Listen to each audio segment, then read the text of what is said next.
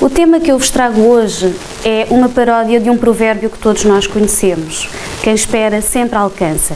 E eu gostaria de ter sido eu a autora desta frase, mas não. Esta frase é um título de um livro de uma pessoa que todos nós conhecemos, talvez o nome vos diga qualquer coisa, Eduardo Marçal Grilo, antigo Ministro da Educação, e que nada tem a ver com o Espiritismo. Mas eu achei muito apropriado pegar neste título deste livro, deixar o livro do Marçal Grilo de parte e desmontar este título para podermos refletir sobre questões que têm a ver com estes interesses que nos fazem reunir aqui às sextas-feiras. Gostaria que todos nós percebêssemos neste momento, então, que aquilo que nós aprendemos ou refletimos, ou sobre aquilo que refletimos aqui na Casa Espírita, não é algo que seja exclusivo do Espiritismo ou que seja exclusivo de uma Casa Espírita. E que estas ideias nos vêm chegando um bocadinho de todos os lados. Portanto, fora do contexto espírita, é preciso estarmos um bocadinho com atenção e fazermos a ponte e a ligação entre essas ideias. E pretendo então pegar nesta frase, desmontá-la e articulá-la com um texto que eu retiro do Novo Testamento, portanto de Mateus, e com um livro da codificação, o primeiro, o Livro dos Espíritos, que é por acaso o livro que eu mais gosto, por ser, eu digo que é uma entrevista aos espíritos, e temos ali o discurso direto dos espíritos que nos vão respondendo às perguntas que todos nós gostaríamos, uma vez ou outra, de lhes colocar. Está lá tudo condensado. Então, quem só espera nunca alcança. Quando o que nós temos ouvido até agora, mais ou menos, é quem espera sempre alcança. E quando nós ouvimos essa frase, tendemos a confundir alguns conceitos que... isto não está a andar? Para lá. Tentar assim. Alguns conceitos que nos podem levar ao comodismo, ao conformismo. E então, quando ouvimos esta ideia do quem espera sempre alcança, encostamos muito ao conceito da fé, encostamos muito ao conceito da esperança e vamos esperando, sentadinhos, conformando-nos com algumas coisas que nos acontecem de mal e esperando que o bem possa surgir um dia, assim, de repente. Há uma história contada por Jesus, ou não é uma história, vou-vos projetar aqui e vou ler o que Jesus diz quando, portanto, esta parábola, quando nos quer falar sobre esta questão da esperança. Ele dizia neste Sermão da Montanha: não andeis cuidadosos quanto à vossa vida, pelo que haveis de comer ou pelo que haveis de beber, nem quanto ao vosso corpo, pelo que haveis de vestir. Não é a vida mais do que o mantimento e o corpo mais do que o vestuário? Olhai para as aves do céu, que nem semeiam, nem ceifam, nem ajuntam em celeiros, e o vosso Pai Celestial as alimenta. Não tendes vós muito mais valor do que elas? E quanto ao vestuário, porque andais solícitos? Olhai para os lírios do campo, como eles crescem, não trabalham, nem fiam. E eu vos digo que nem mesmo Salomão, em toda a sua glória, se vestiu como qualquer deles. Pois se Deus assim veste a erva do campo que hoje existe e amanhã é lançada no forno, não vos vestirá muito mais a vós, homens de pouca fé? Nós ouvimos esta parábola e ficamos descansados.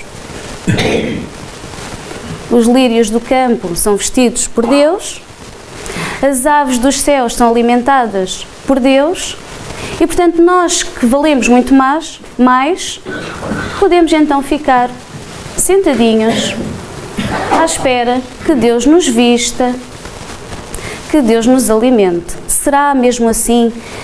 Ou será mesmo isto que quer ser transmitido através desta parábola? Vamos pensar um bocadinho.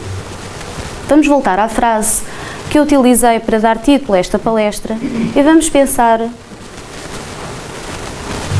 na palavra só. Quem só espera nem sempre alcança ou nunca alcança. Quem só espera. Este só pode ser entendido como somente. Quem apenas espera, quem unicamente espera, quem não faz mais nada se não esperar. E portanto, se nós tivermos em conta este advérbio, vamos perceber que se nós só esperarmos, unicamente esperarmos, apenas esperarmos, nunca alcançaremos nada. O que nos vai levar a uma das leis divinas de que fala o Livro dos Espíritos. Alguém quer arriscar? Portanto, se nós só ficarmos à espera, nunca alcançaremos. Então, para alcançarmos, precisamos de evoluir e para isso precisamos de trabalhar, não é? Então nós automaticamente podemos pensar na importância da lei do trabalho, que é uma das leis divinas, que é bastante explicada e explorada no Livro dos Espíritos, e perceber que sem trabalho vai ser muito complicado. Vamos ver o que é que diz o Livro dos Espíritos em relação à lei do trabalho. Pergunta Allan Kardec: porquê é que a natureza provê por si mesma a todas as necessidades dos animais, as aves dos céus que Deus alimenta, não é? Porquê? E os espíritos respondem: não é só a natureza, especificamente dos animais, a questão das plantas, o ser humano, tudo na natureza trabalha. Os animais trabalham. Mas o trabalho dos animais, como inteligência, é limitada aos cuidados da conservação. Eis porque entre eles o trabalho não conduz ao progresso. Há bocadinho falavam aqui na questão da evolução, não é? Do progresso. Enquanto entre os homens tem um duplo objetivo: a conservação do corpo e o desenvolvimento do pensamento, que é também uma necessidade e que o eleva acima de si mesmo. Quando digo que o trabalho dos animais é limitado aos cuidados da sua conservação, refiro-me ao fim que eles se propõem trabalhando. Mas enquanto, sem o saberem, eles se entregam inteiramente a prover as suas necessidades materiais, são os agentes que colaboram nos desígnios do Criador. O seu trabalho não concorre menos para o objetivo final da natureza, embora muitas vezes não possais ver o resultado imediato. Vamos reter aqui então 3 ideias muito importantes. O ser humano precisa trabalhar em primeiro lugar, e os espíritos deixam bem explícito, para conservarem o corpo. Então a lei do trabalho articula-se diretamente com a lei da conservação. Nós instintivamente sentimos esta necessidade de sobreviver, é instintivo. Depois há outra ideia muito importante, que é: nós trabalhamos para desenvolver o pensamento. Sem trabalho, ficamos estagnados. E então, a lei do trabalho entra diretamente em articulação com esta ideia da evolução a que todos nós estamos sujeitos. E por fim, um bocadinho menos explícito, mas está lá, todos nós participamos naquilo a que chamamos co-criação. Deus é o Criador, mas nós, só pelo simples facto de existirmos e caminharmos para esta ideia de perfeição, desta ideia de pureza de espírito, vamos à nossa medida, e reparem, não é só nós enquanto seres humanos, mas também já os animais, todos os elementos da criação participam nesta ideia de co-criarem, participarem num plano maior, mesmo que, quanto menos evoluídos formos, mesmo que inconscientemente. Portanto, cada um de nós é uma peça fundamental em toda esta existência. Continuando, ainda em relação à lei do trabalho, o que é isto de trabalhar? São só as ocupações materiais? E os espíritos respondem: não. O espírito também trabalha como o corpo. Toda a ocupação é útil e é trabalho. Aliás, acrescento eu, que não sou eu que o digo, portanto acrescento aqui ao que está a ser projetado, O corpo pode parar de trabalhar, porque o corpo um dia terá o seu fim, não é? O espírito não para de trabalhar, a não ser que assim o entenda. Mas já lá vamos. Portanto, a questão, às vezes nós temos a ideia que, ok, desencarnamos, morremos, vamos descansar em paz para todo o sempre. O trabalho não acaba. E quanto mais aprimorados moralmente, intelectualmente formos, mais trabalho vamos pedindo para nós mesmos. O trabalho começa a ser uma fonte até de prazer. E porquê é que o trabalho é imposto ao homem? Eles já tinham respondido os espíritos de outra maneira, mas o Kardec o que faz é, gosta de insistir, e nós vemos em várias passagens, em toda a codificação, e nós vamos percebendo que os espíritos vão respondendo sempre com a mesma coerência. É uma consequência da sua natureza corpórea. Nós com esta frase poderíamos pensar então que enquanto tivermos corpo, temos de trabalhar. Quando deixarmos de ter um corpo, deixamos de trabalhar. Já vimos que não é assim. E o trabalho é ao mesmo tempo uma expiação, e os espíritos voltam a dizer o mesmo que já tinham dito antes, ao mesmo tempo é um meio de aperfeiçoar a sua inteligência. Sem o trabalho, o homem permaneceria na infância intelectual, eis porque ele deve a sua alimentação, a lei da conservação, a sua segurança e o seu bem-estar ao seu trabalho e à sua atividade. Então, Jesus continua o seu discurso, que eu há bocadinho interrompi para colocar esta reflexão ou balizá-lo em termos de codificação.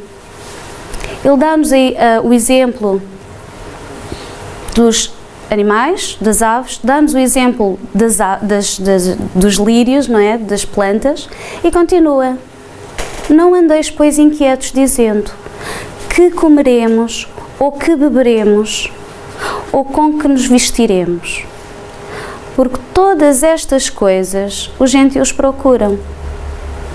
De certo, o vosso Pai Celestial bem sabe que necessitais de todas estas coisas.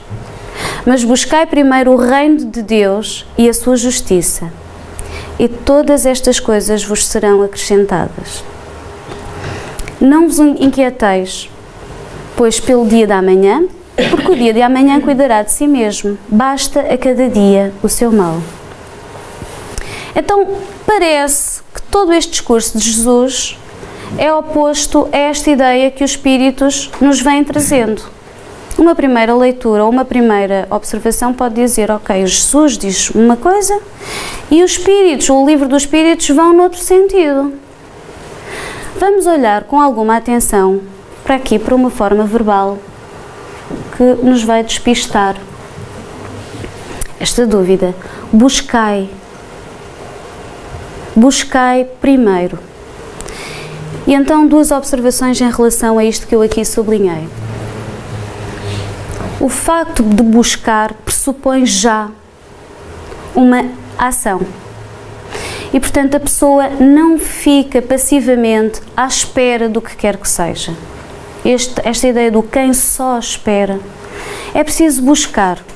É preciso saber o que se espera, saber o que se deseja e fazer por isso. E outra observação aqui: buscai primeiro, reparem, o reino de Deus.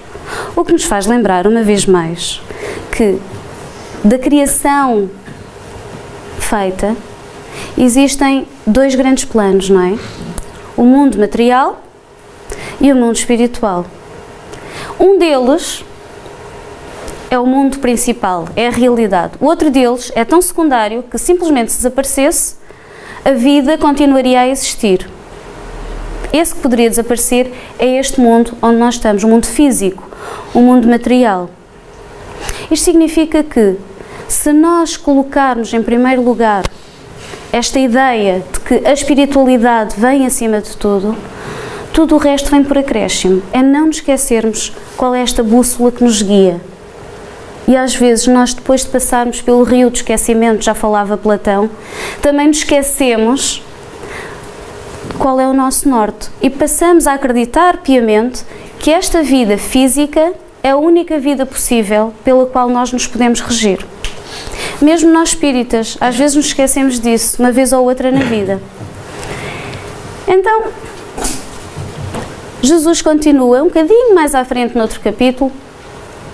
Mateus conta-nos que ele disse mesmo: pedi e dar-se-vos-á.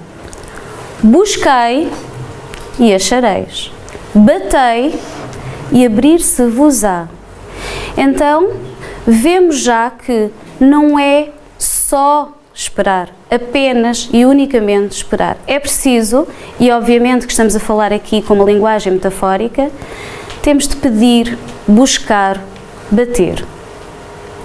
Procurar, fazer algo que nos permita atingir os nossos objetivos. E Jesus continua: se nós ouvirmos um filho nosso a pedir pão, dar-lhe-emos uma pedra? E se um filho nosso nos pedir um peixe, dar-lhe-emos uma serpente? Então, se nós, sendo maus, damos boas coisas aos nossos filhos, quanto mais Pai que está no céu, não é? Que é aquele nosso Pai perfeito, não será Ele aquele que nos dará todas as boas coisas que nós pedirmos? O problema, às vezes, é que nós pedimos mais do que podemos ainda, eventualmente, receber. Ou pedimos muitas vezes coisas que achamos no momento, porque estamos mergulhados neste mundo tão físico, aquilo que achamos que é para o nosso bem. Reparem, seguindo aqui o raciocínio de Jesus, se um filho nosso pequenino, ainda sem dentes, e ainda bebe leitinho materno, nos pedir peixe, nós lhe vamos dar o peixe ao menino só porque ele pede? Ou, se pedir pão, é claro que se pedirmos um peixe não lhe vamos dar uma serpente. Ou se pedir pão e se for alérgico ao glúten, também não lhe damos o pão só porque o menino pede. Nós vamos dando, sendo nós aqueles que podemos dar, se nós vamos dando aquilo que nós achamos que pode ser útil, que vai fazer bem e que vai ser importante para o crescimento dos nossos filhos, não é? Então é uma questão também de confiança. É saber que nem sempre pedimos o que realmente é importante para nós, ou outras vezes pedimos aquilo que é realmente importante para nós, mas ainda não temos a maturidade suficiente para poder receber isso. E então é uma questão de confiança e é uma questão de paciência. Vamos olhar outra vez para o início da frase do quem só espera nunca alcança. Este só, que até agora vimos como advérbio e então sinónimo de unicamente, apenas, pode ser visto de outra maneira. Quem só espera pode ser visto como sinónimo de sozinho e solitário. Nunca alcança. E então afastamos ligeiramente da lei do trabalho e olhamos em direção a uma outra lei divina, que é a lei da sociedade. Nós precisamos uns dos outros para podermos alcançar aquilo que possa ser. E esta ideia de vivermos em sociedade é algo que nos é imposto e vamos aprendendo uns com os outros? Também. Mas, acima de tudo, dizem os Espíritos, no Livro dos Espíritos, que a vida social é natural. O homem foi feito para viver em sociedade. E depois reparem, Deus não deu inutilmente ao homem a palavra. Se nós fôssemos feitos para vivermos sozinhos, para que é que precisaríamos de falar, ouvir, utilizar a linguagem para estruturar o nosso pensamento?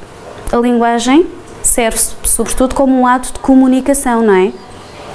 E os Espíritos dizem, a palavra foi feita, foi dada ao homem para ele poder partilhar aquilo que ele é com aquilo que os outros são e todas as outras faculdades necessárias à vida em relação. E aquelas pessoas que decidem por si mesmas viver em isolamento absoluto. Isso é possível? É válido? É um desvio da lei natural? Sim, dizem os espíritos. É claro que há exceções, não é? Há uma série de depois perguntas que o próprio Kardec faz que nos mostram que há situações que podem ser mais válidas do que outras. Mas esta ideia assim geral de vou fugir, vou me isolar, não gosto dos outros, prefiro estar sozinho, não preciso dos outros. Os espíritos dizem cuidado com esse tipo de atitude. Os homens buscam a sociedade por instinto. E às vezes nós não devemos ignorar esta ideia do nosso instinto. Lembram-se qual era a resposta dos espíritos quando Allan Kardec lhes perguntava onde está escrita a lei de Deus? Está em algum livro? Está na nossa consciência. Então, instintivamente, nós, às vezes é que afastamos este pensamento. A nossa consciência vai regulando o nosso caminho. Então, todos nós juntos podemos concorrer para o progresso, ajudando-nos mutuamente. E a Kardec continua a perguntar: ao buscar a sociedade, o homem obedece apenas a um sentimento pessoal ou há também nesse sentimento uma finalidade providencial da ordem geral? Portanto, é algo que tem a ver só connosco ou este sentimento é algo que Deus inculca em nós, não é? Portanto, uma espécie de ajuda, de empurrão, para que nós possamos então ir ao encontro uns dos outros. E os espíritos respondem: o homem deve progredir, mas sozinho não o pode fazer, não possui todas as faculdades, precisa do contacto dos outros homens. No isolamento, ele embrutece e estiola. Mesmo que às vezes nós tenhamos a tendência para nos isolarmos ou nos afastarmos dos outros, não nos esqueçamos que há outras formas de comunicação. Ler, por exemplo, é uma forma de estarmos em contato com os outros, não é uma forma que nos permita entrar em diálogo direto, mas pelo menos captamos as ideias de alguém que decidiu escrever e partilhar essas ideias, não é? Portanto, é uma forma também de comunicação ainda diferida. Quando eu vos disse no início da palestra que aquilo que aprendemos aqui na Casa Espírita muitas vezes não é novidade e muitas vezes nós ouvimos fora deste contexto de espiritismo e até muitas vezes vindo de pessoas que não têm nada a ver com o espiritismo, muitas vezes até não crentes, é prova de que a filosofia espírita é sobretudo uma filosofia humanista e é transversal. E é uma filosofia que mostra verdadeiramente esta ideia de que a lei de Deus mora na nossa consciência. É muito raro eu falar de espiritismo com os meus alunos. E este ano eu ainda não tive a oportunidade de falar de espiritismo, explicitamente espiritismo, com os meus alunos. Nem cristianismo, nem religião sequer. Mas nós transmitimos ideias, mensagens, não é? Sempre de outra forma. Mas eles também nos trazem outras coisas. Eu trouxe um excerto do último parágrafo, eu leio, do Lucas, do 7º ano. Eu dei um tema e ele terminou a sua história, era uma história, que dizia assim. É careca ele também? Desculpa lá. Ainda não, mas já tem umas entradas. O Lucas tem 12 anos. Podemos concluir que o ser humano não nasceu para estar só. O ser humano precisa de amigos e familiares para nos podermos ajudar uns aos outros. Ponto final, eu escrevi muito bem, Lucas. Pronto, eu tirei. Só podia ser o Lucas. Só podia ser o Lucas. E estas pérolas vão aparecendo texto após texto, às vezes oralmente, e não dá para registar tudo. E o que o Espiritismo muitas vezes nos traz é este olhar e este saber ouvir de uma outra forma e começar a relacionar de uma outra maneira todas estas informações que nos vão chegando. Eu não sei como é que este parágrafo poderia funcionar na mente de um não espírita, mas este parágrafo fez-me logo regressar aos livros de Kardec, ou dos espíritos escritos por Kardec, e uma série de conceitos que eu sim aprendo ou reaprendo no centro espírita. Então, recapitulando, quem só espera nunca alcança é uma frase que nos apela aos conhecimentos relativos à lei do trabalho. Dizem os espíritos que a lei, o trabalho, é uma expiação e ao mesmo tempo um meio de aperfeiçoar a sua, do homem, inteligência. Que também nos apela para a lei da conservação. E os espíritos lembram-nos que a vida é necessária ao aperfeiçoamento dos seres. O que nos levanta outra pergunta. Se este mundo desaparecesse e tudo continuasse a existir, pelo menos a nível espiritual, por que é preciso para o aperfeiçoamento dos seres? Faz sentido, não é? Os espíritos, noutra parte da codificação, também nos explicam que muitas vezes aprende-se muito mais facilmente quando nós estamos mergulhados, por um lado, neste leito do esquecimento e muitas vezes com os entraves da carne. E então o progresso é muito mais rápido quando é feito aqui sob forma de seres reencarnados. Caso contrário, todas estas aprendizagens que nós faríamos poderiam levar muito mais tempo. Mas, se não existisse um mundo físico, Deus que é o Criador, e nós não conseguimos atingir minimamente a forma como Ele cria, ou todos os seus projetos, obviamente, encontraria outra forma de nos fazer acelerar em termos de conhecimento. Portanto, às vezes nós começamos a pensar e não chegamos a conclusão nenhuma, então regressemos àquilo que nós podemos, pelo menos, consolidar. E a terceira lei é a lei da sociedade. A lei da sociedade e os espíritos lembram-nos que os homens buscam a sociedade por instinto e devem todos concorrer para o progresso, ajudando-se mutuamente. Nós precisamos de estar uns com os outros, precisamos de trabalhar e precisamos de preservar a nossa vida material. E, portanto, nada de, às vezes, nos deixarmos levar por aquela ideia de que eu sou espírito e não preciso deste corpo. Ou o meu corpo não é importante, o que importa é só alimentar o espírito. Há pessoas que pensam assim e não cuidam devidamente de todo o instrumento para que possam utilizar devidamente e aproveitar ao máximo, ou melhor possível, toda esta oportunidade que nos é dada nesta reencarnação. Então chegamos à lei do progresso. Eu vou só regressar aqui a este diapositivo só para vocês verem que nestas perguntas, nestas respostas, às perguntas 676, 703, 767, vejam só a palavra aperfeiçoar na primeira resposta, na segunda aperfeiçoamento.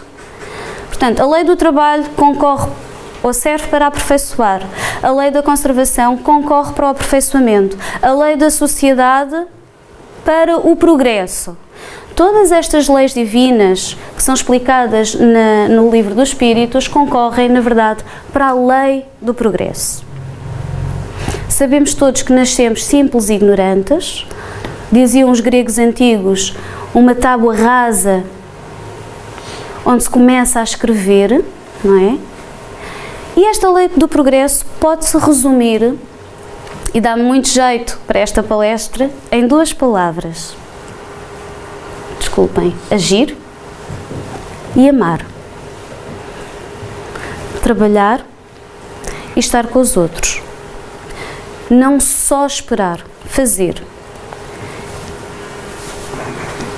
E então recordemos as palavras de Cristo. Pedi, buscai, batei. E se Jesus é considerado o nosso modelo, nós temos de aprender a confiar nele.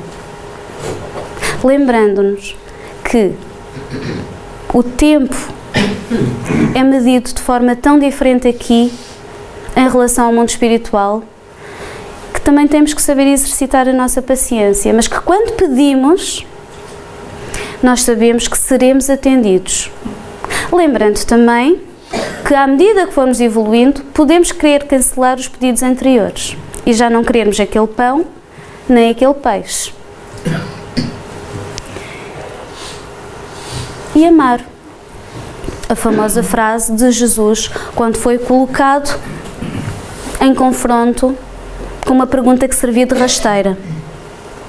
Qual é o maior mandamento da lei? Esperavam que ele escorregasse e pudesse ser preso nessa altura. E Jesus respondeu: primeiro, amarás ao Senhor teu Deus de todo o coração, de toda a tua alma, de todo o teu entendimento. Segundo, semelhante a este é, amarás ao teu próximo como a ti mesmo. E nós podemos ficar a pensar porque é que ele respondeu com 2 mandamentos quando lhe foi perguntado só um. É que sem o segundo, o primeiro deixa de fazer sentido. Se nós quisermos amar Deus acima de todas as coisas, precisamos primeiro de amar o outro. E antes de conseguirmos amar o outro, precisamos de aprender a amar o eu. Há aquela história também da Bíblia, todos vós devem conhecer, em que Jesus diz que quando quisermos colocar uma ofrenda a Deus no altar, e se tivermos de mal com o nosso irmão, deixem a ofrenda de lado, porque o altar espera e Deus sabe esperar, e primeiro vamos fazer as pazes com esse nosso irmão. Então, o caminho para Deus, o caminho para a divindade, o caminho para a pureza, o caminho para a perfeição, o caminho para o progresso, o caminho para a felicidade, começa primeiro em nós e depois passa, estando bem connosco, passa pelo outro. Nós precisamos até do outro como instrumento do nosso progresso. Embora nunca, mas nunca, devamos usar o outro como instrumento para o nosso progresso. Faz sentido o que eu estou a dizer? O outro nunca pode ser um meio, mas na verdade acaba por ser sempre um auxílio para nós mesmos.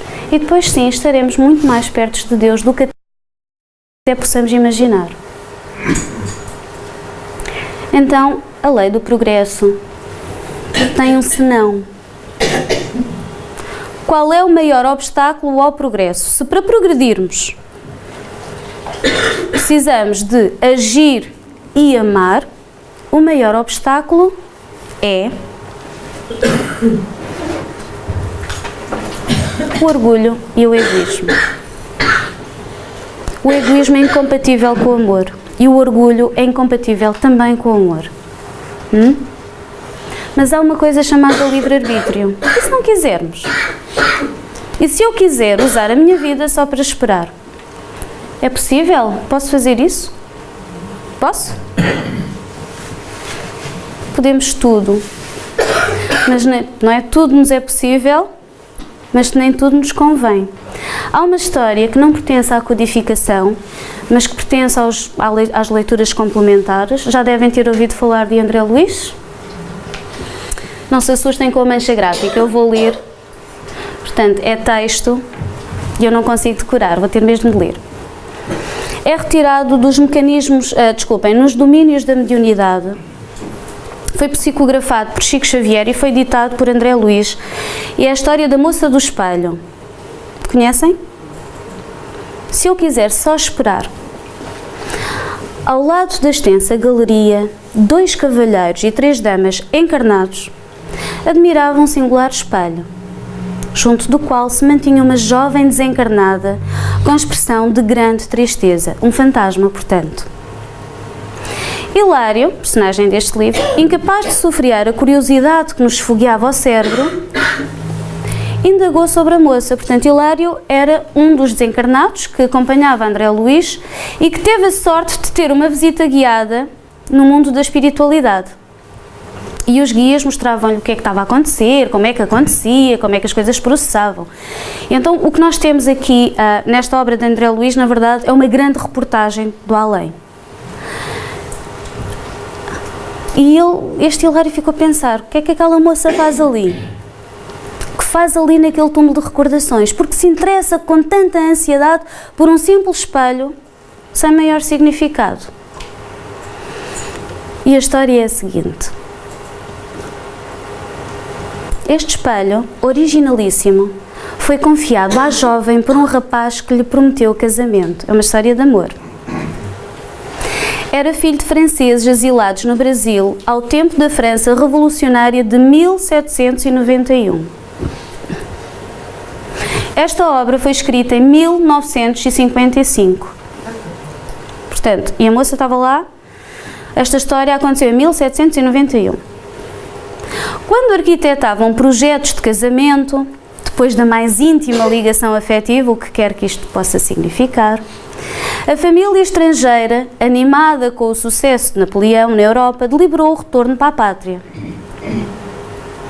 O moço pareceu desolado, mas não desacatou a ordem paterna. Naquela altura era um bocado difícil.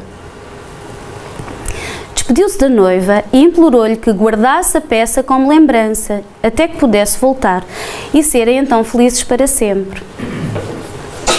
Contudo, distraído na França pelos encantos de outra mulher, não mais regressou. Depressa esqueceu responsabilidades e compromissos, tornando-se diferente. E o que é que aconteceu a esta menina? Pobrezinha. Fixou-se na promessa ouvida e continua a esperá-lo. O espelho é o penhor da sua felicidade. Mesmo que isto seja só uma história, mesmo que nós olhemos para todos estes relatos de André Luiz como ficção, o que interessa é que são relatos que nos mostram o que é que pode verdadeiramente acontecer. Então é assim, nós podemos optar por esperar e só esperar. Mas o que é que acontece? Cristalizamos-nos no tempo e ficamos 200, 300, 400, 500, o tempo que for preciso até despertarmos deste marasmo, deste conformismo e desta esperança oca. Precisamos perceber que precisamos de buscar, pedir até achar. Então, cuidado quando nos sentamos só para esperar, porque escolheste bem. escolhi, não é? Eu não sei se isto é visível aí ao fundo. Conseguem ler? Todos nós nos identificamos mais ou menos com aquela moça do espelho numa outra situação na vida. Eu já vou percebendo os meus timings. Eu espero durante 2 anos e meio e depois parto para outra. Menos mal. Não são 2 séculos. Então, o Miguelito está ali à espera e a Mafalda pergunta: o que é que estás aí a fazer sentado, Miguelito? Estou à espera de alguma coisa da vida. Não estou a perceber, Miguelito, que história é essa de ficar sentado à espera de alguma coisa da vida? Isso mesmo, vou ficar aqui sentado à espera que a vida me dê alguma coisa. Será que o mundo está assim porque está cheio de Miguelitos? E nós fazemos assim um sorriso amargo. Porque isto devolve-nos a seguinte pergunta: até que ponto é que eu tenho sido um Miguelito durante a minha vida? Já não em relação a mim. A história da moça do espelho, o problema é com ela e só com ela. Mas aqui a responsabilidade é outra.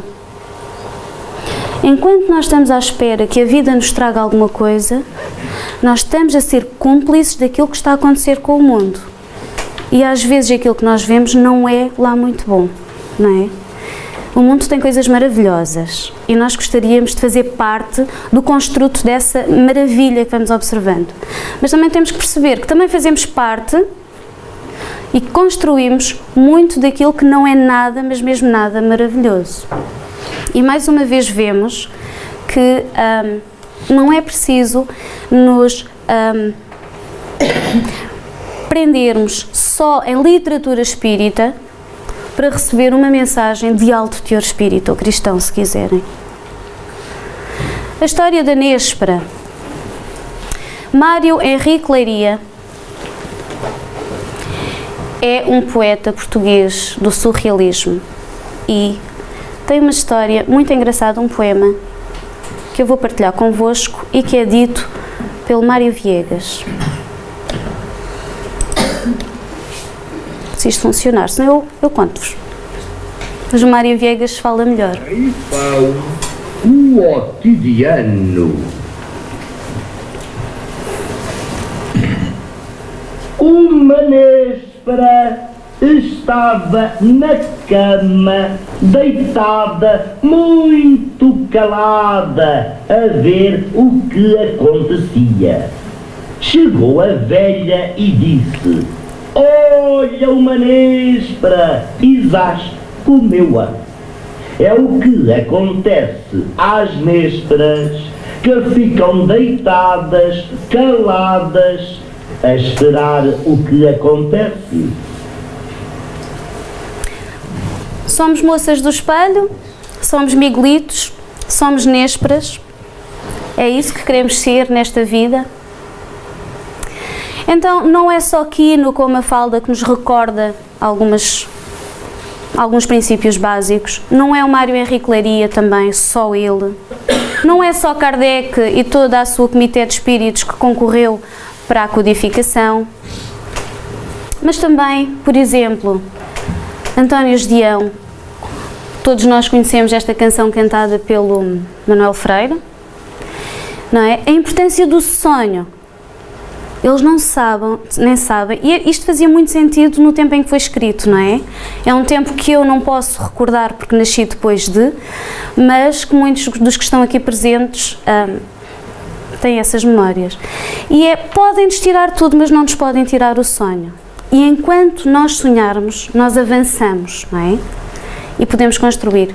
E foi graças ao sonho dos meus pais, dos meus avós e dos nossos pais, dos nossos avós, de muitos dos que estão aqui presentes, que este mundo, ou que este cantinho do mundo, deu um pulo e avançou um bocadinho. Ou lembrarmos-nos, reconhecem o autor destes versos? Uma pessoa.